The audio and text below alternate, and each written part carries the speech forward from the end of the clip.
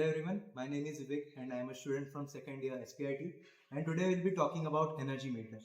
So its working is when we give an input voltage. There is a revolution in this aluminum ring and it's in revolution per minute, from which we can calculate the power generated whose unit is kilowatt hour. It is provided by HEM electronics. We have loads of bulb from which we give the input voltage, and there is a glow of bulb due to which there is a revolution caused in the aluminum ring from which we can calculate the power generated. So what is an energy meter? It is that type of meter which measures electrical power consumption across load in particular interval of time. Hence it is known as an energy meter. Talking about the circuit, it has two electromagnet which has the main part for the driving system. It is a magnet which produces the current due to the magnetic coil. This is a temporary magnet which is produced due to the current in the coil, and its core is made up of silicon steel which is laminated to reduce the electrical losses. There are two electromagnets in this circuit. The upper one is called as a shunt electromagnet and the lower one is called as a series electromagnet. The upper coil is known as the pressure coil, whereas the lower one is known as the current coil. The series electromagnet is excited by the load current, whereas the shunt electromagnet is excited by the supply voltage. The number of turns of upper coil is larger compared to the current coil. There is also a copper band in this system to align the magnetic flux generated due to the magnets perpendicular to the system. There is an aluminum disc which is mounted on an alloy shaft. The permanent magnet is used for braking the system. Due to the generated magnetic field, there is a torque generated over the aluminum disc which results in the revolution of the disc.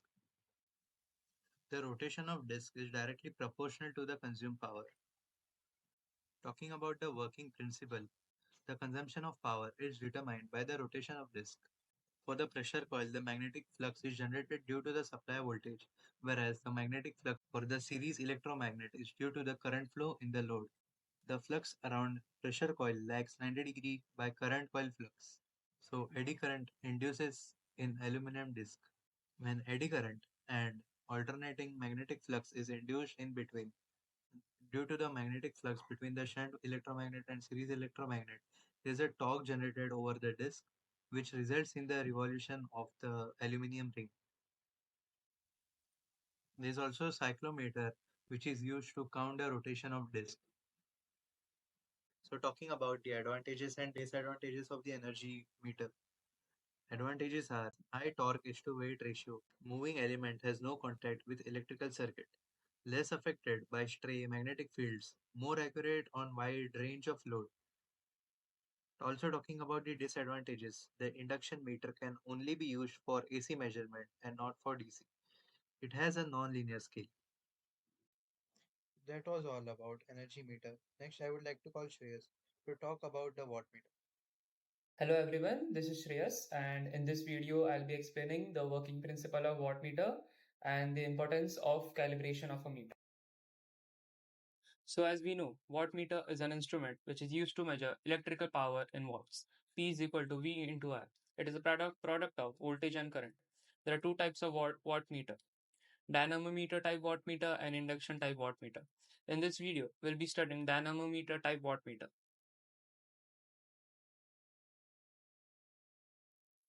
It works on a simple principle that when a current carrying conductor is placed inside a magnetic field, it experiences a mechanical force, and due to this mechanical force, deflection of conductor takes place.